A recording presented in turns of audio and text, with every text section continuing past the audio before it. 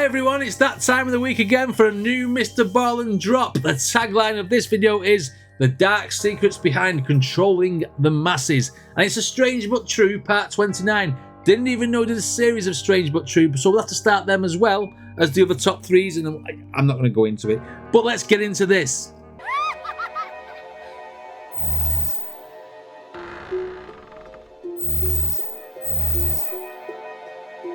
Where's Mr. Ballen's hat? I'm used to him having an hat on, and now he's got no hat. He looks like he's tired because he's not got his hat on. Right, okay, Mr. Ballen. Let's see what you've done to the like button this week. Maybe last week on the like button, he said maybe he should live above the like button in a block of flats or apartments, as he said, and then go on the treadmill at 3 o'clock in the morning. Maybe the like button has done it back to him and kept him up until 3 a.m. Let's go. Hey, what's going on? What are we doing today? We're doing, hold on a minute. Hold on. Ah, he's back. Feel the power building. Today, Do you know what that reminded me of? The way he did it, it was like when the Undertaker sits up in wrestling. You know, and he's like, and he goes, and he's alive. Why does Mr. Ballen now look like a completely different person, and he looks refreshed, and he doesn't even look tired? That hat really does have special powers. Right, Mr. Ballen. That was funny. we're going to cover two stories that are of the strange but true variety. But before we get into those stories, if you're a fan of the strange, dark, and mysterious delivered in story format, then you've come to the right place, because that's all we do, and we upload once a week. Right. Not 3, 4, 5 times a week. I know. It's still pretty good. We're still doing it, okay? Still pretty good. But you see, when Mr. Ballen first started out with having some subscribers, the deal is get as many videos out as you can quickly to get your channel like built and what have you, right? Now that he's got like nearly 9 million followers, and he's got Mr. Ballen Studios, and he's got Mr. Ballen Podcast, and he's got everything else, one video a week is still spoiling you. So be grateful he does actually do one a week, because some people don't do one a month. So, cool. Just thought I'd point that out. Let's see what it does to this damn like button. So, if that's of interest to you, please install hidden cameras all around the like button's house, and then live stream those cameras to Facebook. Also, please subscribe to our channel and turn on all notifications so you don't miss any of our weekly uploads. So invade his privacy. Okay, let's get into today's stories. Out with a bang. On the morning of June 20th, 2005. Hang on, that said #2. Does that mean this is 2 stories? Oh, okay.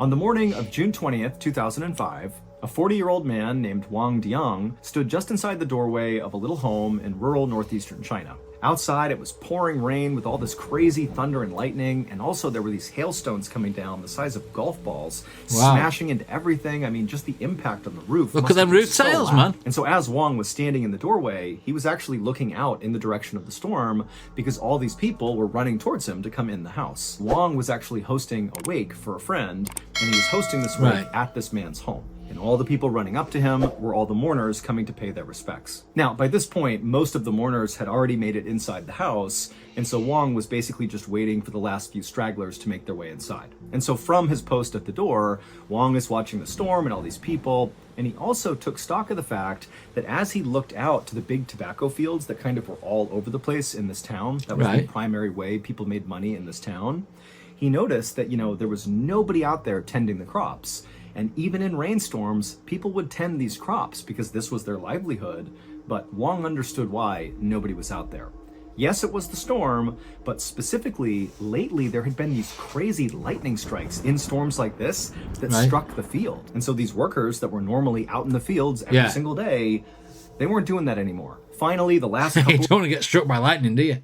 You know what I mean? You don't know money's worth getting struck by lightning. You don't want that. No. that would make this story shocking.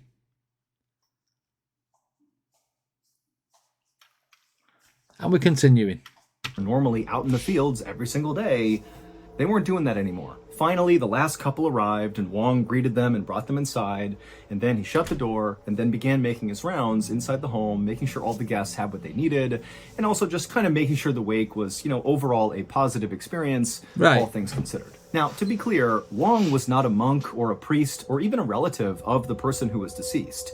Instead, he was just kind of like the guy that emceed virtually all events in this town. So if there was weddings, he was the guy who officiated the weddings, and if there were funerals, on the microphone, or things of that nature, also Wang was often tapped to MC that as well. He was kind of like the village elder, if you will, even though he was only 40 years old. And Wang, he really treasured the fact that he was the guy that got to do these things, and so he put a lot of time and energy into making sure they went extremely well. So on this day, as he was making his rounds, checking in with all the mourners, nobody really needed anything, and so Wang sort of felt like he didn't have a role, and he scanned around the room looking for something else he could do that would be productive, and he noticed the incense near the casket was going out. And so Wang walked over, he pulled out the extinguished incense, he got a new stick of incense, put it in, and he lit it, and then he just kind of stood over the casket and closed his eyes and began saying a silent prayer for the dead. Right. As Wang did this, suddenly there was this deafening roar, and then everything went black. A few seconds later, that deafening roar faded, and it was replaced by the sound of all the mourners in the house basically screaming and trying to figure out what just happened. Lightning struck the church. So as people began kind of trying to size up the situation, they saw there was all this smoke near the casket, and there was all these wooden debris everywhere, and then people looked up at the ceiling, and they saw there was now a pretty good-sized hole that had blackened char around the edges of the hole, struck the house, kind of smoldering, and then unfortunately, once the smoke really had kind of dissipated, Wang was laying right underneath this hole in the roof, and half of his head was gone. It was very clear he was deceased. And it didn't take... Mr. Ballen! That sort of information you don't normally give us till the end of the story. It really was shocking. So he got lightning struck in his house through the roof and cut his head off, half his head off. What? And half of his head was gone. It was very clear he was deceased. And it didn't take long for mourners to figure out what had happened. Wang had unfortunately been struck by lightning. 2 days later, Wang's family held a funeral for Wang, and basically the entire village showed up for this funeral because remember, Wang was really a central member of this community, and so it was a really big loss that he was now dead. And candidly, this only stoked the fears that everybody had about lightning strikes.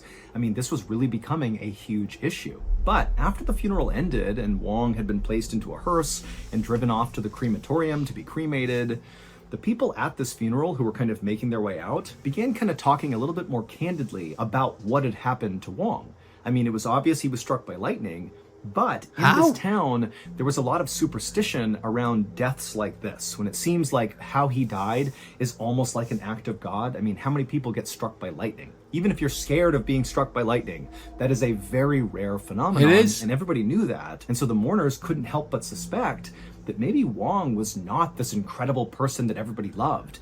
Maybe he had deep, dark secrets, Smited. and the way he was killed was like God's punishment, you know, smiting him for the terrible things he was hiding. But nonetheless... I mean, there's a big religion, isn't there, in China, and people believe all, like, about certain things about certain animals and gods and blah, blah, blah, blah. And, like, obviously they're now saying that maybe this guy was a bad guy, so God has smited him down. I mean, come on, it's just a freak accident. It's Mother Nature. God's punishment, you know, smiting him for the terrible things he was hiding. But nonetheless, the mourners who had just left the funeral followed tradition and actually walked over to the local crematorium where Wang would be cremated. Basically, and the people who were left in the house never had to pay electricity bill for the next 10 years because the house was already powered. Reusable energy. And actually walked over to the local crematorium where Wang would be cremated. Basically, it's the absolute final goodbye, and typically the family will stay there and wait for all the people to come by and pay their final respects, and then at that point the family hands off their loved one in their casket to the manager of the crematorium, and the cremation process begins. Okay. So all that happens, all the mourners go to the crematorium, they pay their final respects, and then before long, Wang's family was brought inside the crematorium with the manager, and they were placed in this quiet room to kind of wait for this process to happen. And then the manager left them and went down the hall to the furnace room where Wang's casket was waiting for him. So the furnace room inside of this crematorium is basically like this big industrial space where in the middle is this huge, intimidating metal furnace, which is actually where, the bodies are slid in and burned until they're just ash. And so picture like the biggest oven you've ever seen with a big metal rectangular door and these rails that slide directly into this furnace, and the casket is placed on those rails and then kind of fed into the furnace. They seal the door and then, of course, ignite the furnace, and then the cremation begins. And so the manager, who had done this many, many times, walked up to Wang's casket, which was already placed on the rails. Workers had already set it up for this process before he came in. And so the manager walks up to the casket, he opens it up, he sees Wang's body, and he confirms that Wang is just wearing a robe with a belt, and he did not have any jewelry or metal on him or anything like that, which was not allowed during the cremation process. Or a hat, because, he couldn't have put a hat on him, could you? Is that why Mr. Ballen wasn't wearing a hat in the first place? Is he having a bit of a sarcastic shot at Wang because he can't wear an hat anymore? Have any jewelry or metal on him or anything like that, which was not allowed during the cremation process. And so feeling confident that this was all good, he shut the casket and then slid the casket into the furnace. He shut the door, the big metal door, locked it, and then started the furnace. And as soon as he hit it, the manager heard the familiar sound of gas hissing as the gas kind of filled up the inside of the space, and then the familiar whooshing sound of the flames igniting. But as the manager kind of stepped away from the front of this furnace and was kind of making his way back towards the door, he noticed there was another sound coming from inside of this furnace. It was a hissing sound, but different than the gas sound. This was something else. And then before long, the hissing got louder and louder and louder. And then finally, there was this massive explosion inside of this furnace. And so smoke is pouring out of the sides. It was unbelievable that the furnace itself even held its shape. I mean, something massive had detonated inside of this thing. And in fact, even though that door that seals the furnace shut, even though it had not been blown off, the force of whatever detonated inside of there was so strong that the manager actually was knocked backwards from the blast. And so in a panic, he got up and there's smoke filling the room and there's flames kind of dancing out of the edges of this metal door in front of the furnace. And he hits the emergency stop and the flames cut, but it's still all smoky and it's totally chaotic and workers are rushing into the room to figure out what's going on. And the manager had no idea. This was something he had never, ever seen before. What is it? I'm sitting here, me racking my brains thinking, you've put a guy with half a head into a furnace, you've set him on fire as usual, and something has exploded. Something is Wang. Oh no, I need to go to bed.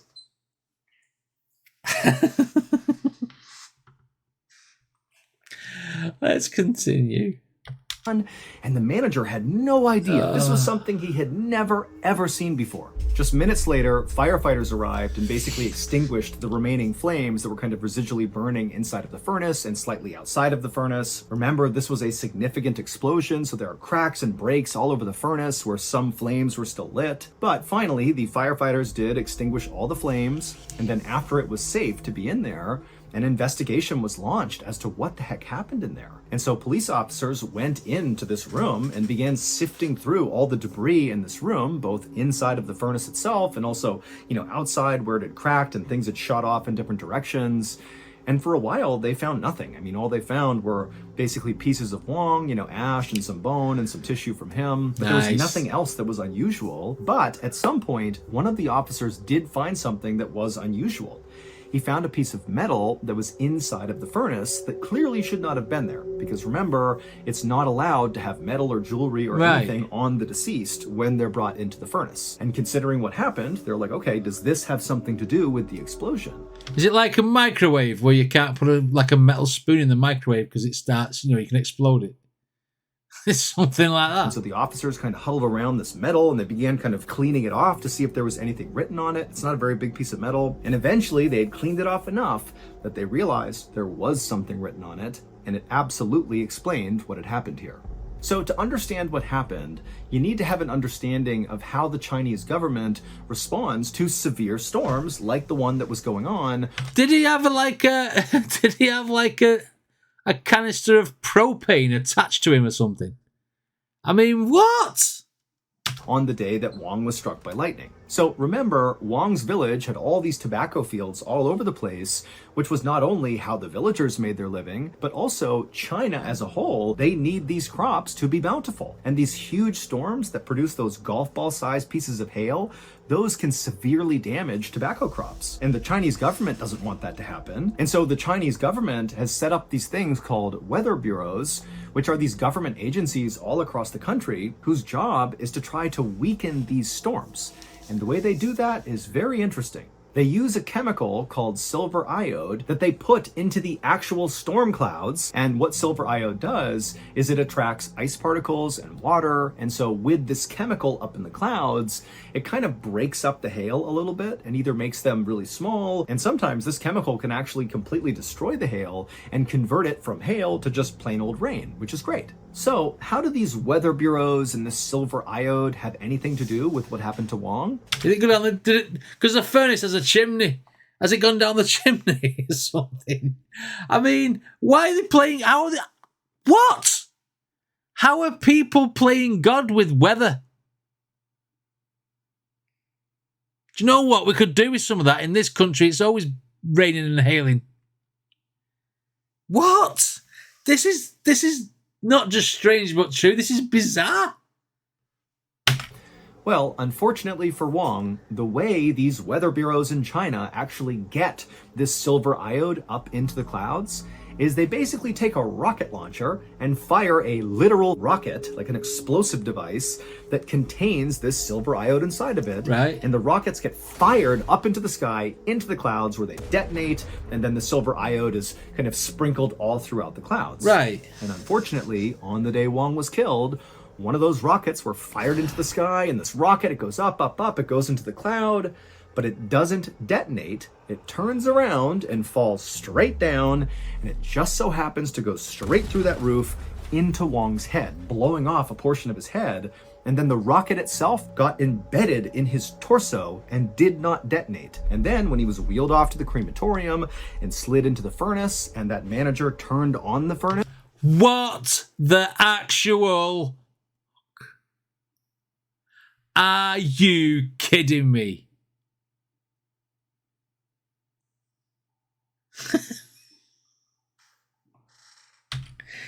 They've just set fire to it like a bomb. Wow. Wheeled off to the crematorium and slid into the furnace, and that manager turned on the furnace. That hissing sound he began hearing right before the explosion was the sound of that rocket inside of Wang's torso heating up and then finally detonating. When the police officers found that little piece of metal, what they had found was actually a piece of the rocket itself. And when they cleared it off, they saw there was a serial number for that particular Weather Bureau rocket. And so that was how they were able to solve this mystery.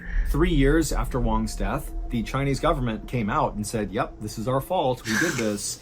And so they compensated Wang's family 80,000 yuan, which is equal to about 12,000 US dollars. And well, that's a pretty... Is that all his life was worth?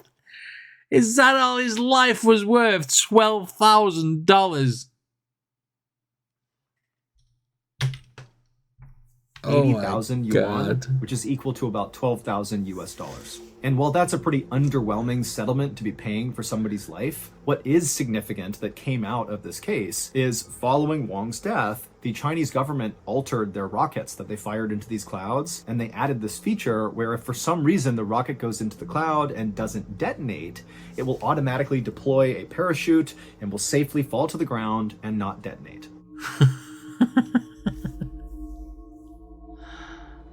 All right. I mean,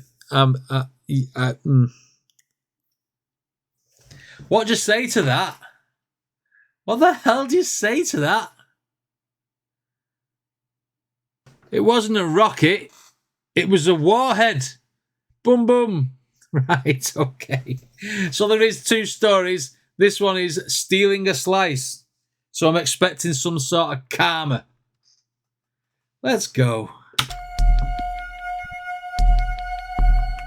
On January 30th, 1989, Domino's two Pizza. young men were working the afternoon lunch shift at a Domino's Pizza restaurant in Chamblee, Georgia. Their names were Daryl Wilson and Sean Burnset. And most weeks, this shift that they worked together was really boring because virtually nobody came into the restaurant. Right. But on this day, at around 11 a.m., as Daryl and Sean are kind of twiddling their thumbs, waiting for the shift to end, a man who was obviously disgruntled and very agitated stormed in the door carrying a gun, a .357 Magnum gun, so a really powerful handgun, and he aimed it straight at them. Daryl and Sean were so shocked by this that at first they didn't do anything.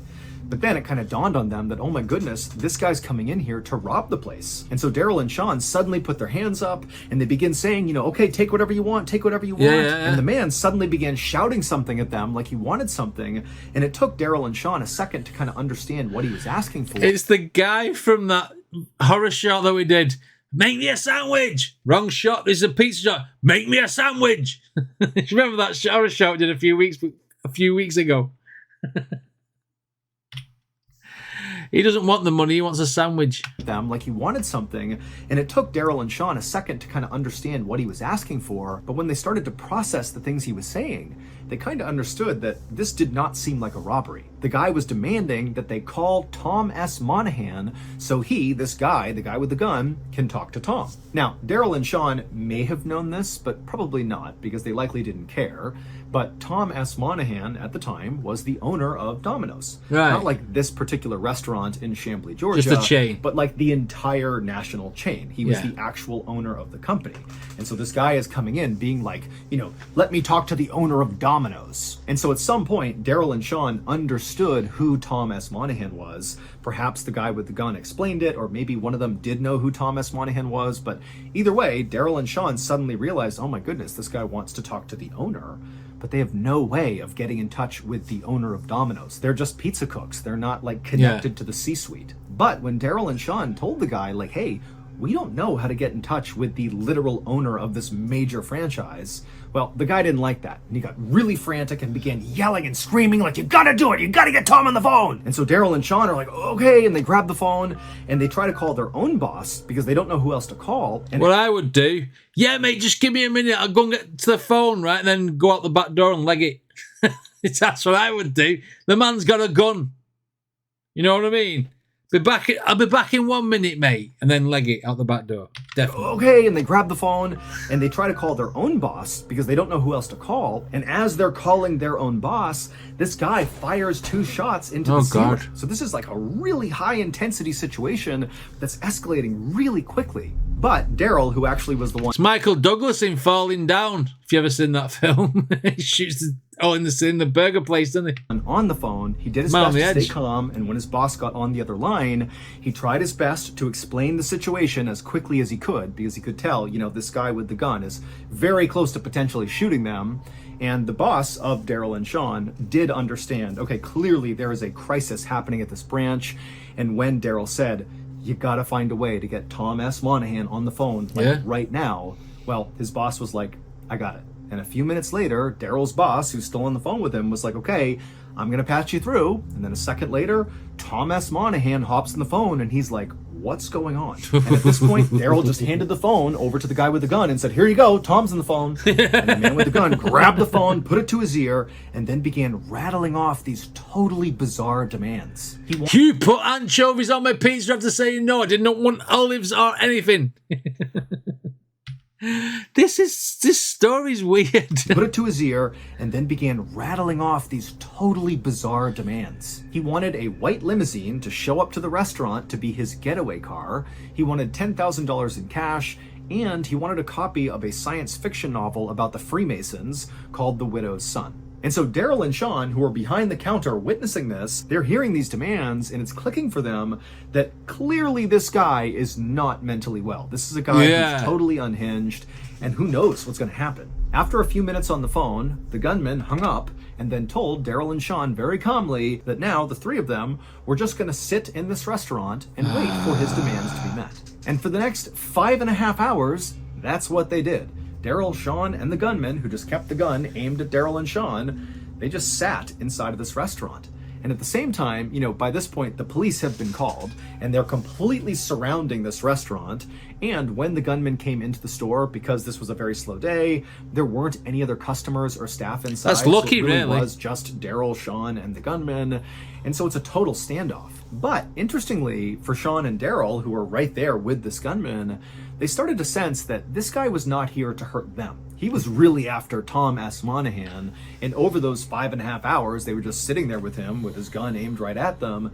He periodically began telling them, you know, what his gripes were with Tom S. Monahan. The gunman told Daryl and Sean that Tom was specifically targeting him, the gunman, and also Tom was secretly communicating with the gunman when the gunman didn't want to talk to him, almost like telekinesis or something. And also the gunman told them that Tom S. Monahan periodically he's not well, is he? walk around his property at night, kind of creeping around, you know, scaring the gunman. And Daryl and Sean were hearing these things and not believing any of it.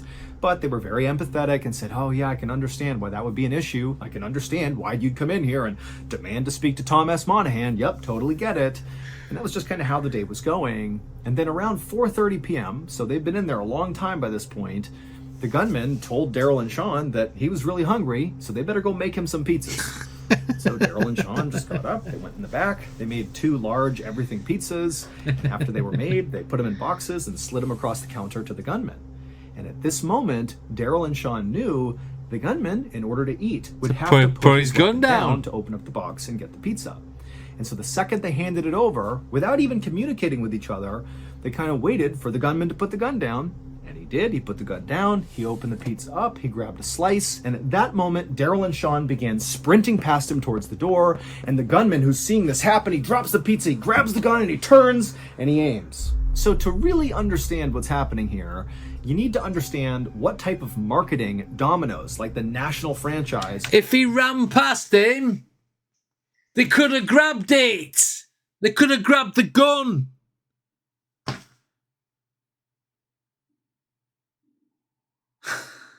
Seriously?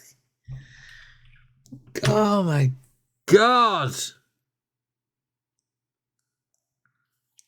You need to understand what type of marketing Domino's, like the national franchise, was doing to advertise their product. Starting in 1985, Domino's came up with a very popular advertising campaign called the Noid.